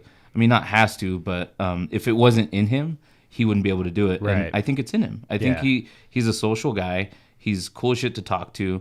And if there's any friction in the brew house involving anybody, we're on top of it. Oh, wow. He's first to hash it out. And he wants to be able to solve these problems because he knows it inhibits production. And the fact that he cares makes it so much more easy. That's awesome. Because if you didn't give a shit about anything but like your paycheck, like you would... Yeah, you'd be efficient, but there would be no heart there. Yeah. And you would probably have a high-ass turnover rate and all kinds of shit. And Brian was telling me, he goes, dude, this company's growing like faster than I can keep up with. And I want you guys to stick around and see through this next phase. Mm-hmm. He's like, dude, ultimately, I want to be able to provide like a retirement for my employees. And if it comes a point where we can go public, I want to give you shares of the stock and all this shit. Yeah, because there's a lot of other breweries who are big enough and wealthy enough to be able to do it. And they do it, yeah. So that they do. Yeah, do I guess I don't know what the brewery is that he was telling me about, but every person that gets hired owns a certain percentage of their stock, and you can cash out or whatever, right. You know. And he's saying that's stuff that's in the crosshairs, and once we grow that big, we can provide that, and I think that's badass. Yeah, that's super badass. Because right now that's a big. That's a big person right there to say, you know, this is where I want to go and I want to look after the people who have been helping me with this mission and this journey. So that's awesome, man. Because a lot of like, I barely got like a Costco membership this year. Where have you been at? I know, right? Dude, Costco fucking rules. One of my buddies works at Costco. Yeah. Okay. He's only been there for like 2 years. He already has like a retirement going. Like the owner of Costco really cares about his employees. They got full medical, full dental. Yeah. Oh, Costco. Yeah. Costco shit! rules. I didn't know all that. Yeah, and they get paid handsomely for what they do. Oh wow! So like the owner of Costco, I think he only makes like what, $275 a year. He takes home 300. 300. The rest he invests back into the company. That's fucking awesome. Yeah. So, and I'm not saying shout out to Costco. Yeah, shout out to Costco. That's hilarious. Hey, Kirkland got the game online. Hey, walk around for the free samples. That's Damn. too funny. Yeah, Costco memberships is worth the free sample. That's way too funny. But yeah, I that business owner mentality of like a happy employee is a productive employee. Absolutely. And I think that's kind of what Brian understands about, because he came from a construction background where it's super cutthroat. Like, you know, somebody will, you know, eat your firstborn child for, you know, that extra $55. Mm-hmm. And this industry, you're not necessarily in competition with your fellow breweries. You're like, hey, we're all in this together, and everybody seems to be really happy where they are. And that's kind of what I like about going back to that previous question. That's kind of what I like about working for Lucky Luke, is that everybody who's there wants to be there. It's not a paycheck for them. Yeah. Like, they're super stoked about being there. Yeah. You're right. And from a customer's perspective, I could see that because the workers are there in their off time. Yeah. You know what I mean? It's not like, oh, my shift's over, I'm out. Yeah. You know what I mean? Chanel will show up an hour early just to have a beer and Yeah, dude. Like, out. I was over there the other day, and you know, I don't know if we can say names, but one of the employees, he was like right there, and he was on his you know, lunch break. Yeah. I was having a beer with them right there at the counter. It's Yep. like, Yeah. you know, they want to be there, and Yep. it shows, dude. And as like you and I as a consumer, you feel it. Yeah, absolutely. You know, it's like, dude, this guy, you know, cool. Like, they're happy to give you a beer. They're Absolutely. happy to, Yeah. you know, they'll shoot the shit, no problem. Yeah. And that's what's cool, dude. That's what I do like about it. Yeah. And we have a few regulars too that have gotten to know me. Super cool people. And I've gotten them to try beers that they would normally not have. Mm-hmm. And that's because we've developed a rapport. And then they'd be like, hey, he wouldn't steer me wrong. Right. And a lot of the employees are like that. Like, I wouldn't give you a beer that I know you're going to hate. But if you're like, hey, I don't normally like this style, I'd be like, okay, let me change your mind about this style. Here's a beer that might open the door for you. Absolutely. I can't tell you how many times I've been at the counter just drinking my beer, and somebody will walk up, maybe a new person, and they're like, do you guys have anything that's kind of like a Corona or a Modelo or Bud Light or whatever? And I will listen to the worker say, well, if you like those type of beers, you might like, you know, maybe try the Scrivener. This is our lighter beer, stuff like that. So there's definitely passion behind it. Yeah, and each department, we get together regularly to sort out everything. We have department meetings. Like, we have production meetings weekly. Everybody in production gets together, and the heads of management, or all the management kind of gets together with production, and then we work everything out. We say, what beers are we going to brew? What ingredients are we going to order? And same with the bar staff. Bar staff all gets together. I don't know how often they get together, but I've been there when they've had their bar staff meetings. And then they're just working out the most basic of things, though. But that's... Like what? Give me an example. Well, like knowledge of beer. They'll get together and just taste beer. Yeah. And then they'll say, what do you taste? Well, write this down. Knowledge of the product, service, like all these things are tied together. Because if you have somebody who doesn't know shit about beer, how can you expect to get decent service? Absolutely. You know, so they're always constantly like tying all those things together and tightening up their team, and it's awesome. What are some things that you would like to see Lucky Luke do in the future or grow to be, or personally, I mean, as somebody who works there, what would you like to see Lucky Luke become, or maybe in the near future, not even become as a whole picture overall, which is hopefully, you know, on every counter. I want a bigger brewery. A bigger brewery. Yeah, bigger capacity brewery. Bigger brew house. To work in. Yeah, bigger brew house. That's probably a little far down the horizon, but well on your way. I mean, look at you guys have already expanded into a second location, right? Yeah. I mean, that's huge. Most definitely. That's huge. Yeah, we have to outgrow that, and this is one of the things that I've learned about Brian's business model, is that outgrow yourselves before you buy the bigger version of the thing that you're using. So we basically don't do anything prematurely. Yeah. And we're definitely we're working so much in the brew house. We're making so much beer. It's crazy. I think a brew house about this size can normally produce maybe 2-3 batches a week. We've been doing about 4 to 5. Holy shit! Including double batches, because we brew 20 barrels of our core beers. Sometimes we'll brew 20 barrels of IPA. Sometimes we'll do 20 barrels of Scrivener. And then those require 2 days of brewing because 10 and 10. Damn. Yeah, and that's when I'll be there late, and then the next guy will get there at 4 in the morning or something. Wow. Yeah, and we propagate yeast that way too, because yeast, we can use it over a few generations.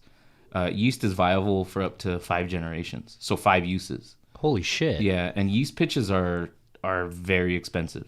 So the more we can manage those, and the more, because like let's say we brew 20 barrels of Scrivener and we have X amount of yeast yield at the end of that. We can produce IPA with that. We can brew anything that requires that yeast. And a bigger brew house would yield more yeast, more product, more efficiency. So what I would like to see is a bigger brew house. I mean, I don't know how soon that would be, but in the future, it would maximize efficiency. And it'd be kind of cool to learn on a new brew house. Yeah, for sure. That's crazy. Oh, shit. I'm stepping on a wire here. But a lot of the stuff that we're doing is kind of what I've wanted to see anyway. So I wanted this collaboration with Strung Out, and you know, I wanted to see us open up the brew pub. You know, those are all things that I've wanted for a while, and I got to see them come to fruition. So that's awesome. I'm stoked for that. So that's awesome. Yeah. So hopefully my next visions will be in line with absolutely. You know, absolutely. And I think they will, because like you said, I mean, Lucky Luke is growing. Yeah. In my opinion, it's the most popular microbrewery here in the Antelope Valley, in my opinion. Yeah. Now, I mean, I'm sure that's up for debate, but yeah. Well, I Bring mean, somebody on so we can debate. my boy Damien, and I almost asked him to be here because he's a huge beer drinker and he loves Lucky Luke and whatnot. But he's no stranger of going to any other brewery. Yeah, I go to other breweries. And you should, yeah, right? I mean, absolutely. If I'm an individual who, you know, crafts my own beer, I would want to go to other breweries and see what the hype's about and see what they're doing more efficient or what they're not doing. You know, I mean, you should. Yeah, you should. Worst thing that can happen is you have a glass of beer. That's the worst thing that happens if you go to another brewery. Yeah, honestly, that's such a true statement. Yeah. And I like, because I just like beer. Like, I like our beer. Otherwise, I wouldn't drink it when I make it. But I also like to try other people's beer. I like to try. Maybe we have a similar beer to another, but like, you know, I'll try other blonde ales to see how we stack up against them. Yep. Yeah, it's nice to know. Usually we're on par, you know, or higher. You know, no. Yeah, pat myself on the back here. It's a pretty big chip on your shoulder right there. But for sure though. But no, it does require an insane amount of research. Yeah. Even coming up with a new style. Like, who's doing it in this vicinity? How are they doing it? And how's the end product? And that's kind of, we don't like to copy people exactly, but we like to know what's going on out in the world. Absolutely. Because we sort of live on an island here. Yes. The AV is isolated. Like, people from the outside are like, is it Bakersfield? Yeah. Is it, like, You're so head on, though, with that. And you know what? I'm okay with that. I am I'm totally okay with being isolated. Yeah. I'm totally okay with being away from all the trendy ass shit happening. But at the same time, that's why we have a marketing and a sales team to sort of stay on top of those trends. You got to stay relevant. Yeah, and stay relevant. I'm not the guy. I'm not the guy that's going to go out to all these hip, slick, and cool spots and see who's doing what. Me too. I'm not doing all that. Like, I'm only good for brewing beer. That's it. That's all I'm good for. That's too funny. I'm like a savant. As a Rain Man. Yeah, I'm the Rain Man of beer, basically. Brewing. That's too funny. As a consumer, what do you want to see Lucky Luke do in the near future? I mean, is there anything that you would like them to do or not do? You can't say free beer. I guess you could say free beer. If they could have, well, you guys do have samples, huh? Yeah. Well, So no, but like, to me, I like the sour beers. To me, they don't do enough sour beers.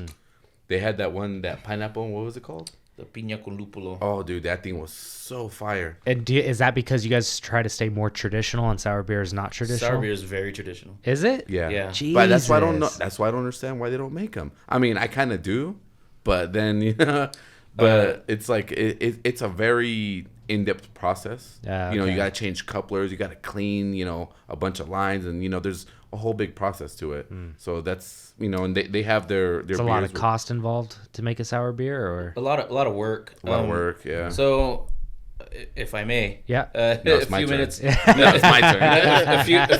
a few minutes about sour beer. Yeah. First of all, sour beer is an old time European style. Breweries in Belgium like Cantillon and Three Fontainen, they're like a blendery ish, but these are all sour beer producers who've been in business since like the early 1900s. And sour beer requires wild bacteria to be inoculated into the beer after it's done brewing. Wild bacteria like lactobacillus, which is in your joints. You know, like when they say like you feel the burn, that's your joints producing lactic acid, and that's burning because of that lactic acid's flowing now. Oh shit. Yeah. So like That's when why you got to take BCAAs and stuff like that. yeah, all that shit. So that's what lactic acid is. It's a naturally occurring acid. And the way you get it into beer, back in the day, they used to just leave fermenting beer open, like in farm fields and barns and stuff. And all this stuff's floating through the air, like randomly. And they just kind of catch whatever's in the air and let that ferment the beer. Oh, Wild wow. yeast, yeah. Because yeast is everywhere. Like if you ever get like an old orange or like an old grapefruit or something, you know that white stuff that builds up on it? That's yeast. So yeast is everywhere, and you can use it in a big, you know, vessel. You capture it, and it could ferment your beer. That's what it was done traditionally, and you would get these acidic beers. So a lot of times, what they would do to sort of help soften the blow of acidity is add fruit to it to make it a little more pleasant. Otherwise, you'd get this really funky, sour kind of. A lot of people, best. yeah, that's the my best. favorite. Like the sour, the more sour, the better. But a lot of that wild yeast flavor and aroma. A lot of people, they think it tastes like a barn, like a farm sort of aroma, or like a barn, or Interesting. some people call it horse blanket, which I'm Yeah. like, horses don't wear blankets. First of all, right. That's a But- funny term. Yeah, horse blankets. There's even a shirt by White Labs. It's a yeast producer. It's a horse wearing a blanket. Really? Yeah, and it's and the bacteria that causes that is Brettanomyces, who, by the way, Brettanomyces is a winemaker's worst enemy Why's that? because they make wine go funky and sour. Really? That's what we enjoy. Yeah, and that's what we like, because I have a buddy who's a vintner out in Riverside, and I was Chainsaw? telling, Chainsaw. Shout out Chainsaw Lawson. Chainsaw. Love that guy. That's his nickname? Chainsaw? Yeah, his nickname is Chainsaw. Hey, no, that's on his birth certificate. Chainsaw. He goes by his middle name, Chainsaw? Yeah, That's my name is Brendan Chainsaw Lawson. So I was telling him one time, I was like, yeah, man, I'm going to brew sour beer at home. He goes, how do you do that? I was like, oh, you just inoculate it with lactobacillus and Brettanomyces. He goes, like, fuck and he that. like almost spit out his drink. Oh, I was wow. like, Brettanomyces? Don't touch that stuff. That's way too funny. Wow. Yeah. So the reason a lot of these bacteria are so scary to brewers is because they penetrate porous material, and we use a lot of gaskets, a lot of nylon, or what's the other, like a lot of rubber, not nylon. Shit, what's the other one?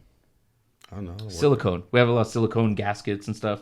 So once they get introduced to this porous material, like rubber or silicone or whatever, they stay in there. They burrow deep in there. There's no getting it out. Oh, wow. And if you use that on a beer that's not meant to be sour, if you give it the right conditions at enough time, it'll turn that beer sour. And it just spreads. It's like it's literally a bacteria. Yeah. And it tries to propagate as much as it can, because, you know, a lot of, just like any organism, it wants to be the, you know, dominant species. And yeah, it gets everywhere, and there's no taking it out. Damn. Yeah, so what we have to do at the brewery when we produce sour beer is we have to isolate a tank, and we have designated sour porous, you know, gaskets. They have to wear like suits, like space. Yeah, Man. yeah, It's crazy, dude. we can't. We're fucking handling ET and shit. Glass mask. That's hilarious. hazmat suits and shit.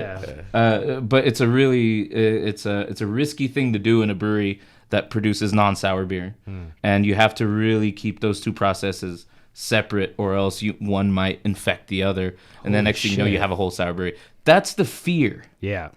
In my experience, a sour beer gets sour under the right conditions in months. Let's say it takes 3 months in the worst conditions. How long do we expect to sit on finished beer? Yeah. Not 3 months. Not 3 months. If you can go through a beer in 2 weeks, I'd say you're safe. But again, we don't want to get into a bad habit of, a sour beer? Yeah, just let it hang out. It's got 2 weeks left or something like that. We don't want to get into those habits. Yeah. So that's why we're very strict on keeping those two processes separate. So I hope one day we can have a facility that produces nothing but sour beer. That way we don't have that fear of contacting the two. I hope for that too. Yeah. Yeah. Damn. Yeah, so processing sour beers is a risky thing. There's ways to get around that. You can do a kettle sour, which you make the beer sour while you're boiling it. Mm-hmm. And then once it reaches 180 degrees, all those bacteria are pasteurized. And then you can put it into clean vessels and stuff. Gotcha. So, but there's a different kind of flavor profile. Yeah. I wouldn't say it's cheating, but we've done kettle sours and they came out great. But there's nothing like a legit soured on purpose the way the good Lord intended. Fair enough. Yeah, but we have a couple sour beers coming out this summer, so stay tuned. Stay tuned. I'm doing. I don't know if I can say this, but I really like Framboise, which is raspberry sour, and we have plans on doing one of those for later this year. I mean, is that not something that should be said? I mean, should I bleep that out? That name nah, at least? Cool. Or? Yeah, people want to know what's in the pipeline always. Yeah, absolutely. We have plans of doing all kinds of sour beer this coming summer. So well, there you go. Yeah. You said and they listened. We have one getting ready to release in about a week, I think. Right on. And then from there, that's going to start the domino effect. Yeah. Do you guys release one and then see how it does sales wise, and then say, okay, people, there is a demand? They murder it in the market. Really? They murder. Yeah. Sour always do. We can't produce enough sour beer. It's crazy nuts. how much people love sour beer, and I'm not bummed that that's going to be a trend. Yeah. Sour beer. I'm okay with that. I'm totally okay with that. Yeah. Because the sales manager, we're like, hey, we're releasing this sour, and it might as well be sold while it's even still in the tank. Holy shit. Yeah. Really? It's crazy. Yeah. And I think we're the only brewery in the Antelope Valley doing sour beer. Well, I think too, because they have the sour beer. I guess it has its own audience. Yeah. So we're like, who's doing it next? Yeah, they're waiting for it. We're just waiting, Damn. So it's like he said, it's already bought before it's made. That's crazy. So we're waiting, dude. It's like, just bring it. Yeah. Where's it at? That's the one thing that sales and marketing, I wouldn't say marketing so much as sales. They're the ones about, hey, when you guys gonna do another sour? Let's do another sour. Let's plan on doing another sour. And the reason we don't do them often is because of the process is so labor intensive. Holy shit. Yeah. So what we've done in the recent brews of sour beers, we just designated a tank to be sour. Yeah. That way we don't have to go through the whole process of changing out every little gasket on there. It makes sense. Yeah, like that tank is sour. And it's staying sour for as long as we can keep it sour. It makes sense now that you've explained that they, Yeah. Can penetrate that shit and really mess shit up. Yeah, because we're even strict about where we pour it down the drain. Really? Yeah, because some gaskets fall into a drain. If we're processing a regular beer, let's say, and we rinse it in a bucket or something, we dump the bucket down the drain, or the contents of the bucket in the drain, and there's gaskets that just happen to fall out, and they land in that drain. Yeah. Sour beer was just in that drain. What are you gonna do? So we're very careful about even where we I guess where we let power it wash touch. the floors. Like We bleach the floors after we're done Yeah. processing a sour beer. Okay, I did not want to ask this question. Okay, I really didn't. I asked a lady who is very, not necessarily vegan, but what's the correct term? plant-based. She's very plant-based, very she likes that Beyond Meat crap, dude. Cruelty-free. Yeah, she's very what are you doing for the environment friendly type of person.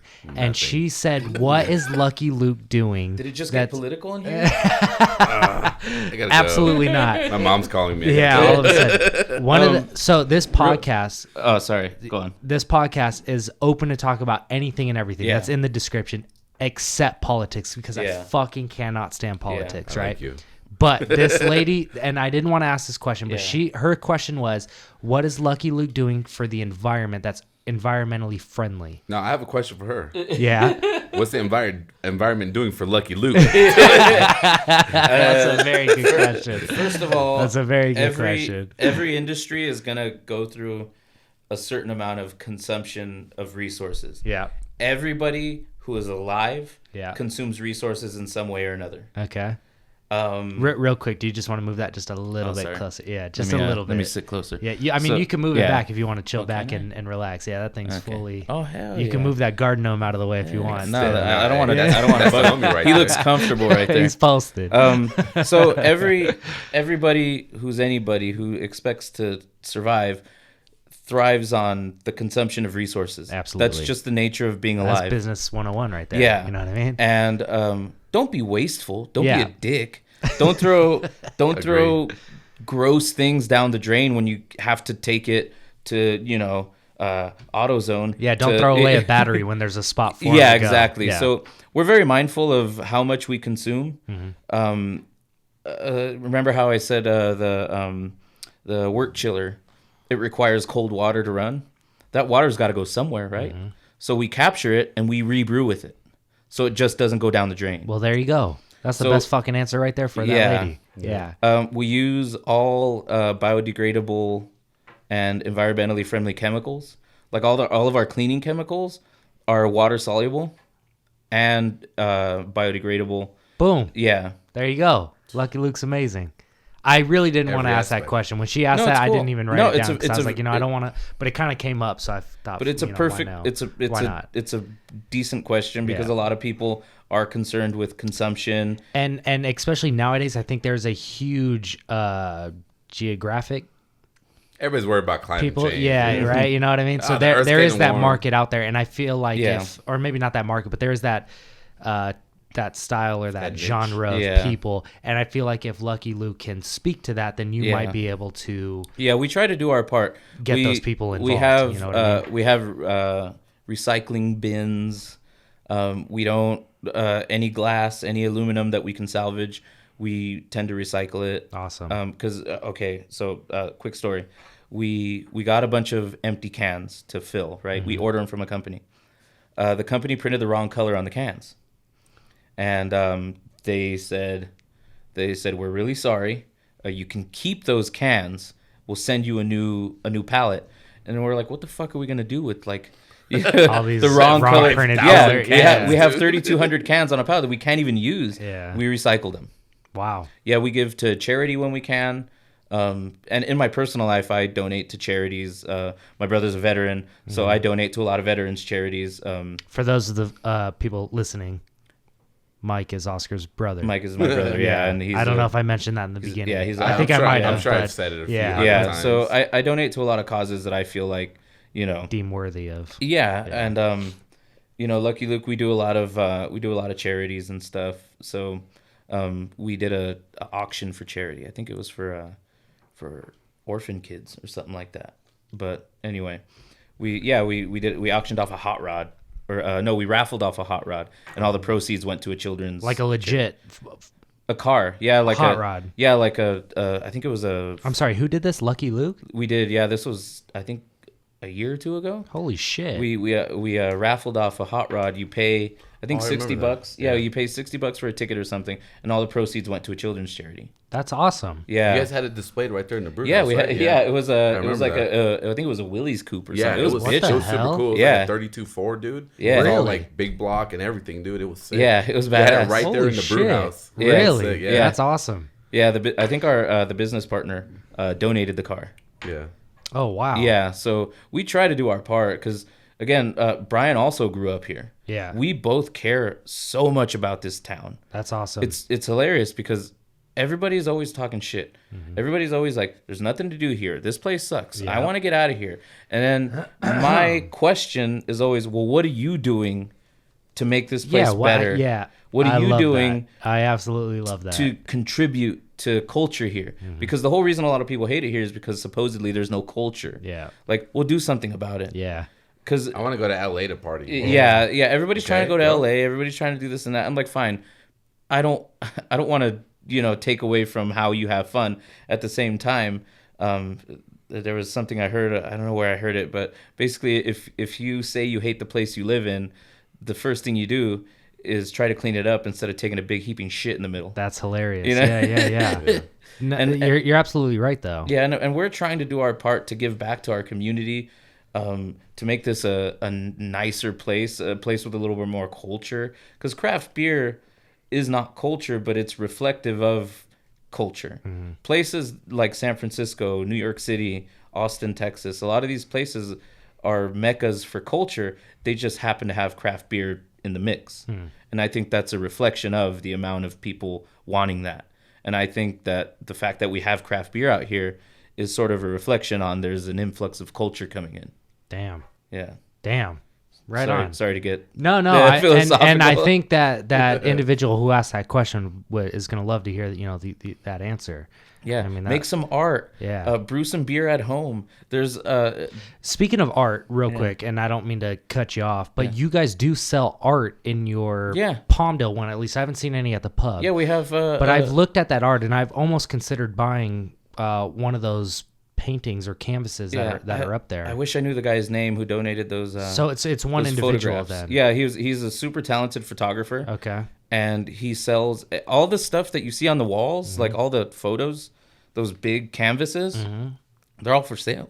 Yeah, there's one. It looks like the inside of a plane, and I work in the aerospace industry. Yeah. And I wanted to buy that one, and I was looking at it and whatnot, and then I forget who I was asking. It might have been Courtney. Who's selling them? Where do you guys acquire these, and so on and so on. But I do notice that you guys sell art. Yeah, that's not by Lucky Luke in there. Yeah, there's every Wednesday night. It's a bring your own vinyl night. We have a DJ. His name is Bob. AKA Bobby Vinyl Service. Okay. AKA Mr. Licorice Pizza. That's the funniest name. Yeah, he comes by and you bring him a record and he'll play it for you. Yeah. Like vinyl is also another one of those things that like people like. It's very artistic, and we have trivia night every Tuesday. People get together, they have drinks, and we, this is all culture, and it's in the Antelope Valley now. Yeah. You see all like if you go on Lancaster Boulevard, there's nothing but like murals and like boutiques and like specialty stuff. Like the brew pub is there now. You have Portofino. Like you even got a vinyl store there too. Yeah, there's a vinyl store there. Like on the boulevard? Yeah. Oh, really? It's called Voodoo Vinyl. Oh, wow. Yeah. A couple doors down from Lucky Luke, dude. Yeah. Really? No shit? You have pretty upscale restaurants there. Like, what more do you want? Honestly, me personally, I mean, I'm born and raised out here, so I think there's a lot to do out here. Yeah. You know what I mean? No, but like the boulevard definitely came up a lot. That's game changer for sure. I haven't been out here. Like, I would come visit him. Yeah. And, he's like, let's go to Lancaster Boulevard. I was like, the fuck? Start doing the boulevard. Yeah, exactly. Do you want to go see the sheriffs, or do you want to get mugged? I was like, are you taking me to jail or what's going on? Yeah. I was like, what's going on? That's we really went, funny. dude, and it just, it looks like any kind of like very metropolitan city. And like, it's beautiful. Yeah. It really is. It's like, this is my town, dude. That's it's like, too wow. funny. Yeah. I love it, dude. Right. Yeah, I brought all like breweries and like I said, the vinyl store and just so much to do. It's like if you bring someone from out of town, you want to take them a date, you take them to Boulevard. Yeah, for sure. There's definitely a lot to do. Yeah. Culture is out here, and it's out here to stay. It's not going anywhere. Right. And that's kind of why I came back. I wouldn't say I came out here to kind of ride on it.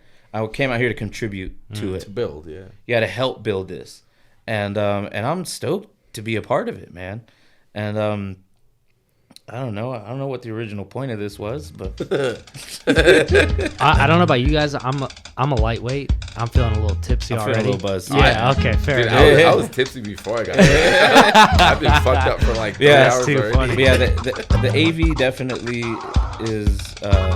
is welcoming of all things, and I think we really need to embrace that already. We need to stop talking shit about our hometown. Yeah. That's all I'm saying. I like that. 'Cause Yeah. I am born and raised here. So Yeah, I'm and the I same way. grew up out here, and then I brought my mom came out here to visit a couple months back.